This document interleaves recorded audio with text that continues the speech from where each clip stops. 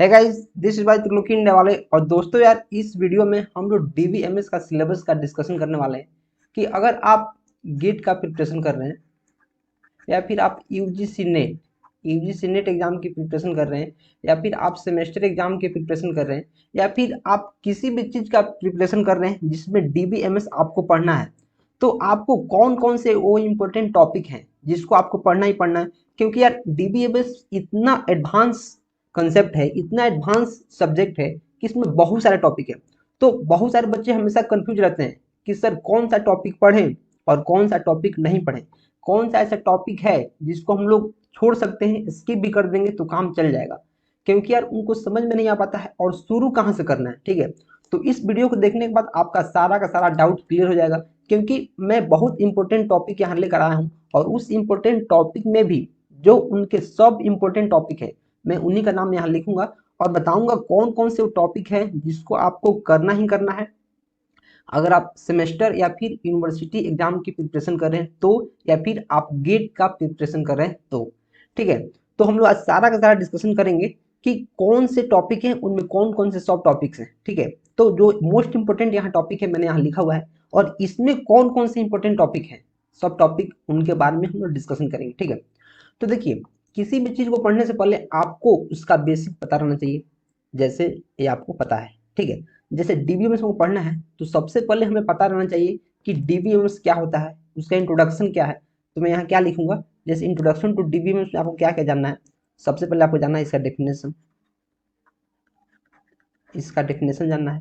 फिर इसका जानना है टाइप्स, डीबीएमएस के टाइप्स क्या होते हैं। फिर इसका जानना है एडवांटेज, फिर इसका जानना है डिसएडवांटेज, फिर इसका जानना है क्या, इसका हिस्ट्री जानना है। ऐसे आपको एग्जाम में नहीं पूछा जाएगा गेट के एग्जाम में, लेकिन सेमेस्टर के एग्जाम में आपसे पूछा जाएगा। और डीबीएमएस में आपको इतना तो कम से कम पता रहना चाहिए। ठीक है, फिर इसका फंक्शंस, फिर से डीबीए क्या होता है, डेटाबेस एडमिनिस्ट्रेटर क्या होता है, इसके बारे में आपको पता रहना चाहिए। कम से कम जो इंट्रोडक्शन पार्ट है उसमें आपको इतना पता रहना चाहिए। और फाइल सिस्टम क्या होता है, डीबीएमएस को क्यों लाया गया, उसकी ज़रूरत क्या है, उसकी रिस्पॉन्सिबिलिटी क्या है, ये सब टॉपिक आपको पता रहना चाहिए। ठीक है, नेक्स्ट हमारा बहुत इंपॉर्टेंट है डीबीएमएस डेटाबेस आर्किटेक्चर। ये बहुत इंपॉर्टेंट है, इसमें हमारा आता है 2 टियर और 3 टियर आर्किटेक्चर।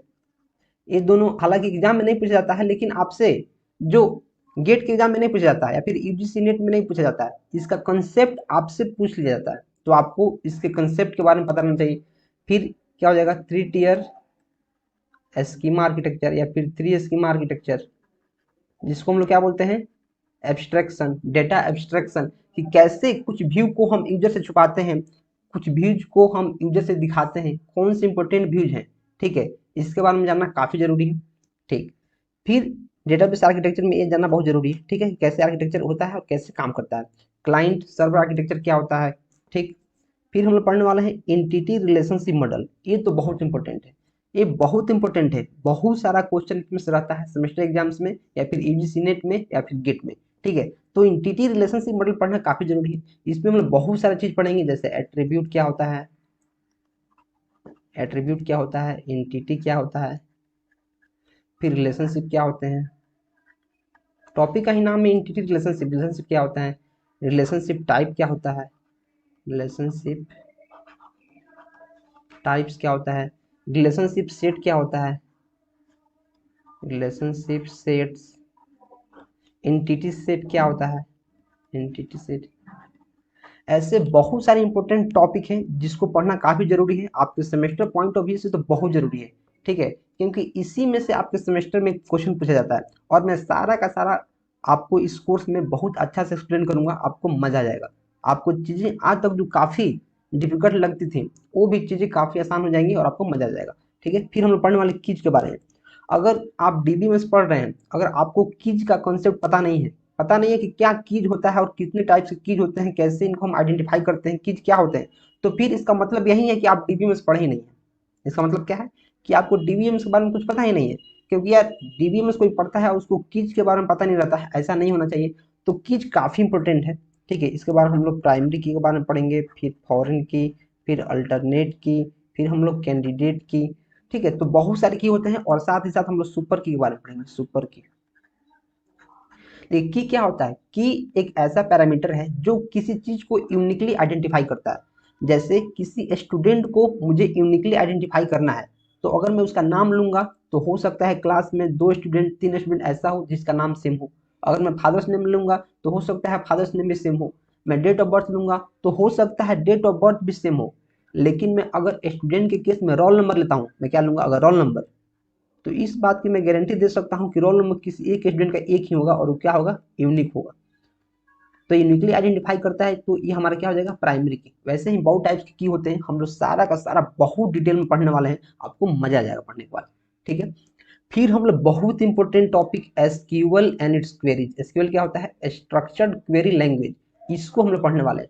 और साथ ही साथ मैं आपको बताऊंगा क्वेरीज कैसे लिखते हैं, कैसे डेटाबेस में टेबल बनाते हैं, कैसे उसको क्रिएट करते हैं, कैसे अल्टर करते हैं, कैसे मॉडिफाई करते हैं, कैसे डिलीट करते हैं, कैसे ड्रॉप करते हैं, कैसे ट्रंकेट करते हैं, और भी बहुत सारा टर्मिनोलॉजी।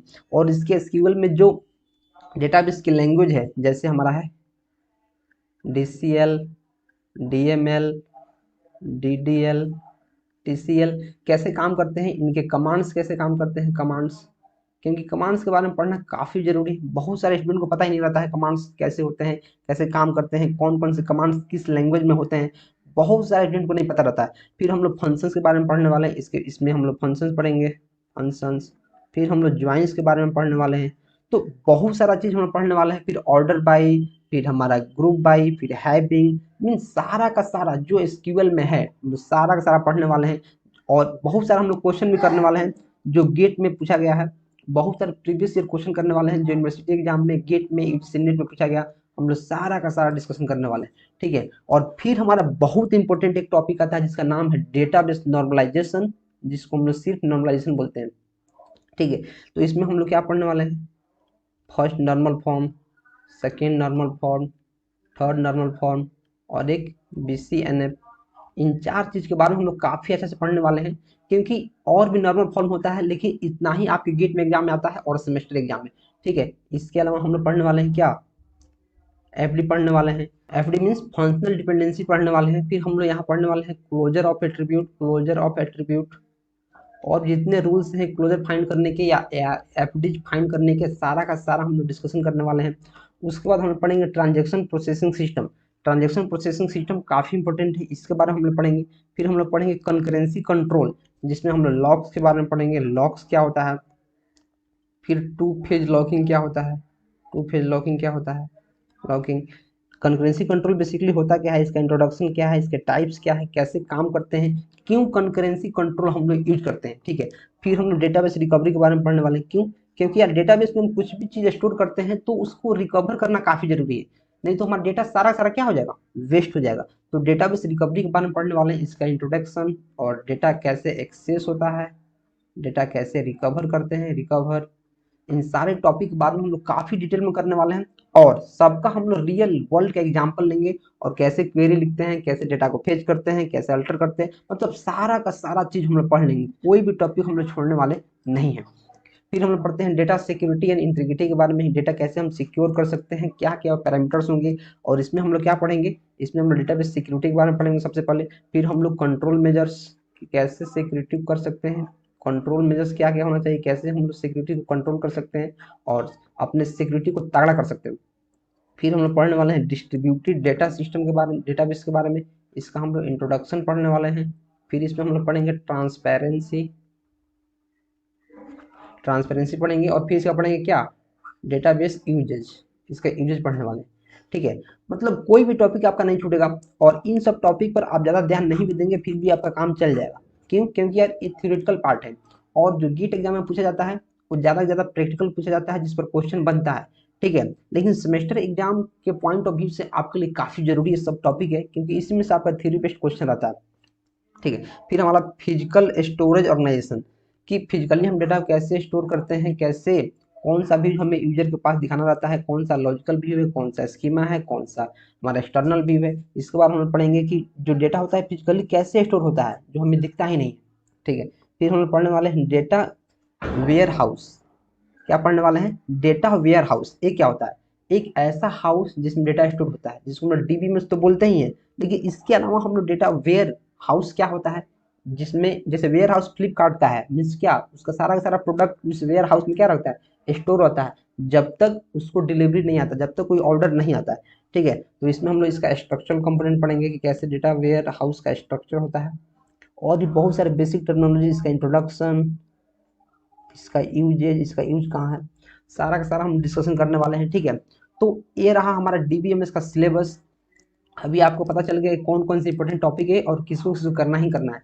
ठीक है, ये हमारा रहा सब टॉपिक, लेकिन इसके अंदर भी बहुत सारे टॉपिक होते हैं जिसको हम लोग पढ़ने वाले हैं। इस कोर्स के बाद मैं आपको डीबीएमएस बता सकता हूँ कि आप कॉन्फिडेंट हो जाएंगे और आपको बहुत अच्छा लगेगा, आपको समझ में आ जाएगा डीबीएमएस क्या होता है, कैसे काम करता है और क्यों बहुत जरूरी है। क्योंकि यार हर एक कंपनी आजकल डिमांड करती है कि उसको ऐसा बंदा चाहिए जिसको डेटाबेस की नॉलेज हो। क्यों?